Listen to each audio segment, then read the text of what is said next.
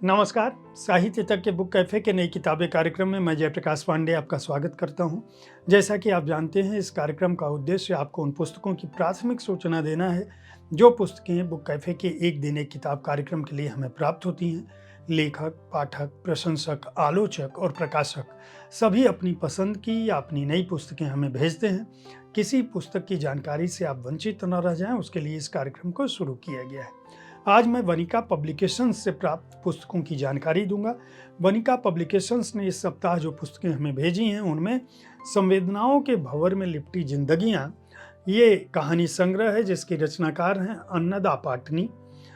दूसरी जो पुस्तक हमें प्राप्त हुई है वह भी एक कहानी संग्रह है जिसका नाम है बिंदलू। बिंदलू कहानी संग्रह जो है वह नीना अंदौत्रा पठानिया का कहानी संग्रह है। यह भी वनिका पब्लिकेशन से प्रकाशित है। अगला कहानी संग्रह जो है वह यादें उन लम्हों की शिखा श्रीवास्तव अनुराग का कहानी संग्रह है। अगली जो पुस्तक हमें वनिका पब्लिकेशंस ने भेजी है उसका नाम है रेशम सा मन और तुम। ये ज्योत्सना कपिल का लिखा हुआ उपन्यास है जो हमें प्राप्त हुआ है। ये भी वनिका पब्लिकेशन से ही प्रकाशित है। सोई तकदीर की मलिका, ये स्नेह गोस्वामी का सामाजिक उपन्यास है जो हमें प्राप्त हुआ है, वनिका पब्लिकेशन से ही प्रकाशित हुआ है। एक लघु कथा संग्रह प्राप्त हुआ है हमें जिसकी रचनाकार हैं शर्मिला चौहान, जिसका नाम है सूंधी महक। और शर्मिला चौहान की ही एक पुस्तक वनिका पब्लिकेशंस ने और भी प्रकाशित की है जिसका नाम है रोशनी की अमरबेल। रोशनी की अमरबेल भी कहानी संग्रह है। इस तरह वनिका पब्लिकेशंस ने इस सप्ताह कुल 7 पुस्तकें भेजी हैं।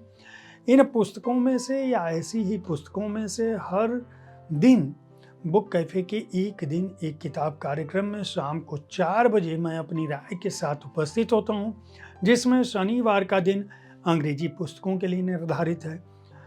शुक्रवार का दिन मैं कविता संग्रहों पर अपनी राय के साथ उपस्थित होता हूं। रविवार का दिन आपके किसी प्रिय रचनाकार के साथ उनके जीवन कर्म पर बातें मुलाकातें कार्यक्रम में या उनकी किसी चर्चित पुस्तक पर शब्दरथी कार्यक्रम में मिलता हूं। हर शनिवार और रविवार को ठीक इसी समय मैं यहाँ उपस्थित होता हूँ नई किताबें कार्यक्रम के साथ, ताकि आपको उन पुस्तकों की जानकारी मिल सके, उन किताबों की जानकारी मिल सके जो आपके प्रिय लेखक ने लिखी हैं या आपके प्रिय प्रकाशक ने प्रकाशित की हैं।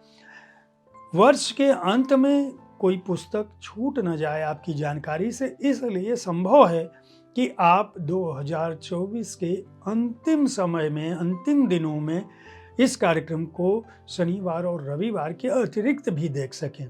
यह कार्यक्रम कब आ रहा है, आपके सामने नई पुस्तकों की सूचना कब आ रही है, उसके लिए हर दिन सुबह के 10 बजे साहित्य तक देखना ना भूलें।